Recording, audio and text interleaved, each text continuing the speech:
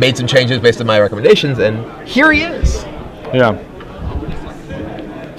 Just can't let this guy have his day in the sun. He's got to take. He's doing well. No, I understand that, but focus on the dude and not the awesome advice you gave. You know what I mean? All right, turn 1 Delver from. And turn 1 Thought Scour.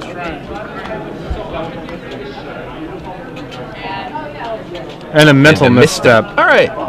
Misstep is a very powerful card in the Delver Mirror. It deals with both Delver and.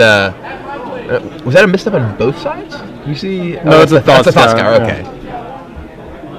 Pretty juicy graveyard already for Paige. Yeah, he's got a bit of action. Oh, Snapcaster for mental misstep on the Ponder.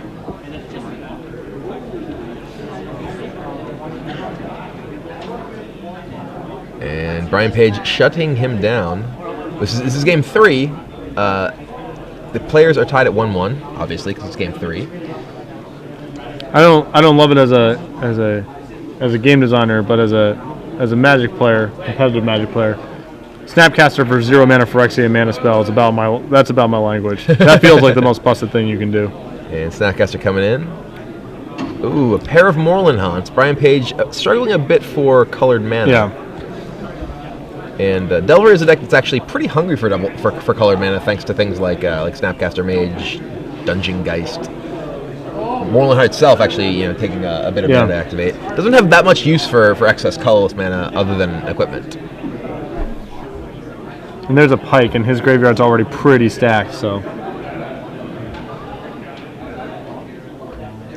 I assume he's just gonna pass here and use his Moreland Haunt. Oh no, he actually can't. I'm sorry. He does not have sufficient colored mana, but he still is going to pass.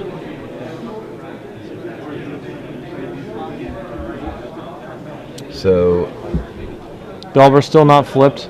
But no yard for Alex for that Moreland Haunt. Page Japanese slow rolling himself there.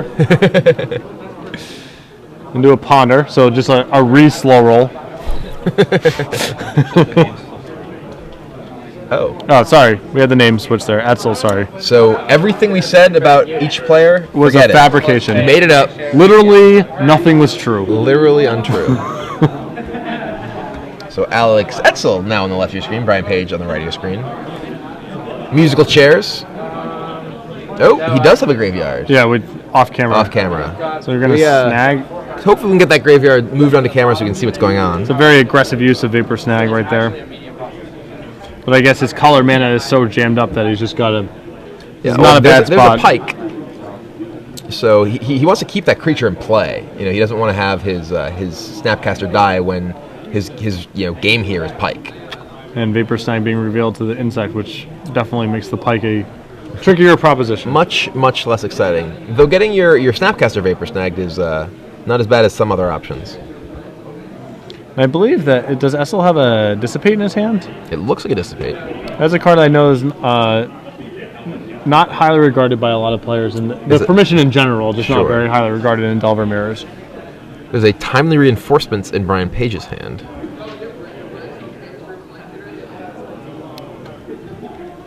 You can see sort of the efficiency of Etzel's deck. He was able to get a ton of cards in his graveyard very fast. Oh, so. The power of Thought Scour. We've talked about the sort of the Thought Scour camp and the Gitaxian Probe camp, and in a world where Pike is a major player, the power of Thought Scour is definitely a big deal. Yeah. Here also the Moreland Haunts. His Moreland Haunts are online, whereas opponents are just sort of sitting there, not really doing much of anything. And Snag puts that Delver back. Snag's actually a card that a lot of players have had various changes in opinion on its power in the mirror match. I know there was a period where people just wanted no Snags in the mirror. Oh, and Timely. That Snag potentially causing a problem, but it's going to get dissipated. Which needs to get are all those cards removed? I don't think so. Yeah, that's got to get out of the game because it can't be Snapcastered back. Well, the Ponder is still in the graveyard, I believe. Yeah. And I think those may all be removed. There's a Moreland Haunt use on the creature and then a Dissipate on the... So I'm not sure if the Ponder is actually supposed to be in there.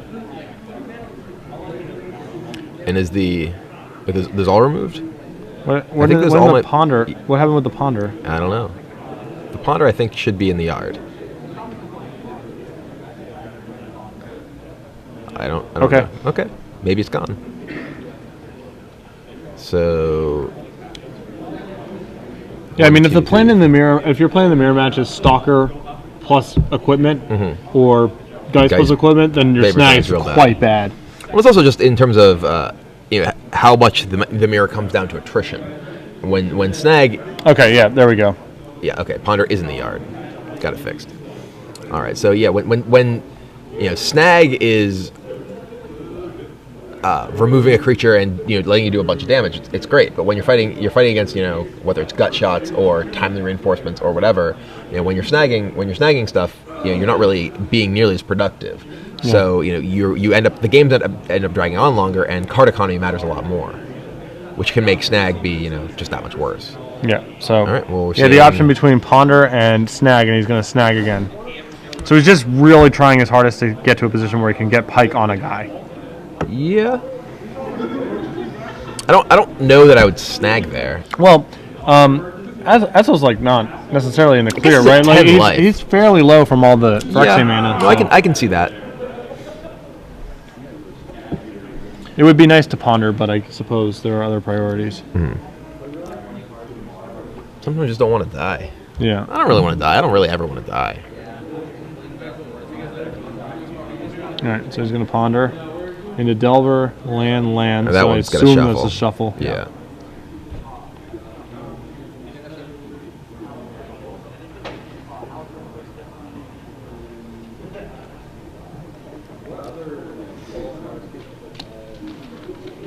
So yeah, what would you have snagged or pondered there? My inclination is to Ponder. I don't know. I don't really know the Delver Mirror that well, but I like we were just saying, I feel like the card economy is pretty important.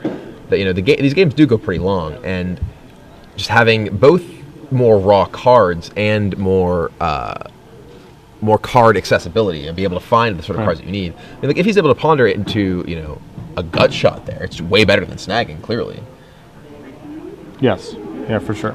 If he ponders into, I don't know, Dungeon Geist, like all these are pretty powerful effects that can give comparable effect to the snag. He's just putting the snag back in his hand, or at least are better than the snag. He's just putting that Delver back in his hand. It's not. I mean, yes, if he connects with that Snapcaster, it's going to be awesome. But he's still fighting against a deck that he also knows has Vapor Snag. So. All right, so he's going to chump there. I mean, and he's also fighting against a Moorland Haunt. You can only live so long trying to Vapor Snag every creature away when your opponent is a Moorland Haunt. Yeah, and that one's not going to get snagged. He has to produce a flyer here. I mean, he has Moorland Haunt, but the risk now is that he's going to be able to start just getting pike on a flyer, which Paige currently has no defense for. Well, he has his own haunt, but he has very few creatures to weather the storm with. Mm-hmm. But I mean, you could still spend your turn and then set that up rather than spending your turn and piking your Snapcaster, which gives him Moorland Haunt fuel. Like, I actually think it's possible that was actually just a mistake. Where you just say go, make a dude and turn. Yeah, you may want to not attack into that Snapcaster with your own Snapcaster, and make yourself a Moorland Haunt token, and then just pike that up. Yeah. I don't know if he has any other use for his mana. The mana they ended up using equipping. You could even, I mean, you probably don't want to just make a Moorland Haunt token and equip it, but I mean that's also an option. Here, I mean, putting his pike on his Snapcaster, though, definitely makes him more resilient to an opposing Vapor Snag than having it on a token, because he at least gets value out of that Snapcaster mage if it gets bounced back to his hand. He gets a Snapcaster or Snag, which gives him a ton of insurance against Geist of St. Traft and just sort of the general utility. Mm-hmm. So, Etzel in the tank here. He's got a green-black sword, which is not. Really? Maybe I thought that's what it was. Maybe it's War and Peace. Neither. I thought I saw red white sword. Okay, so he can just go for it on his flyer here. That seems suspect. Because you're not really appreciably increasing your clock, and you're exposing yourself to a ton of risk. Yeah, you expose yourself seriously to Vapor Snag.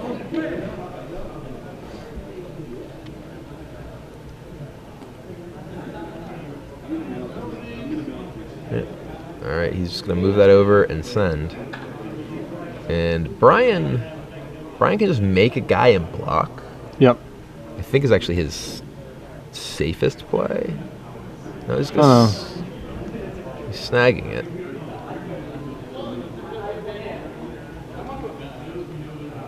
All right, that kills it. Puts Alex to 9. He's going to make a guy. Sure.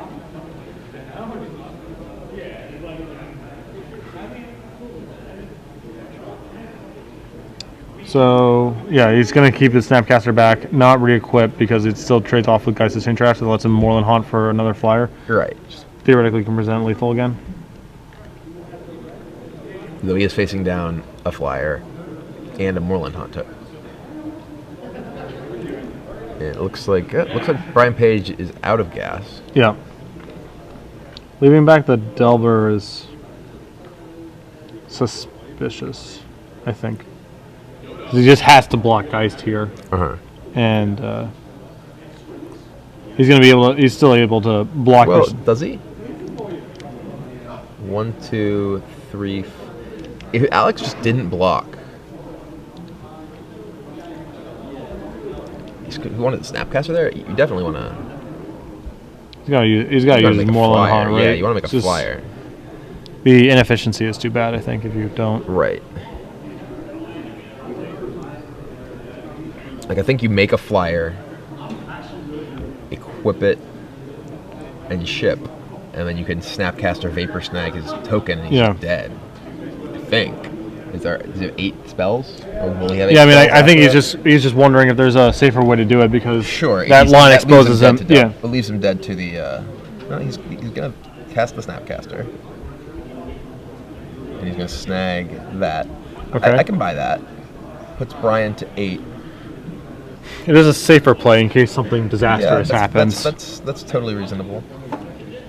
And this way he can hike up his Snapcaster.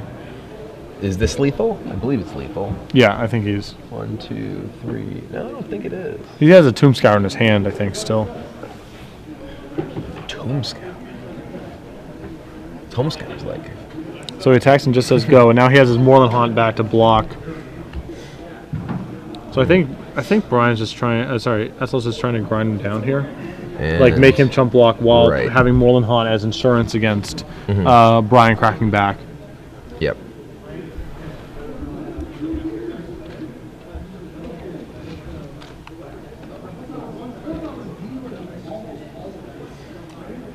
There's the Delver replayed.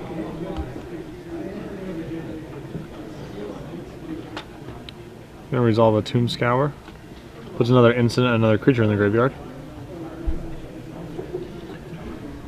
Tomb Scour is the M11 milk card. No, sorry, it's Thought Scour. My bad.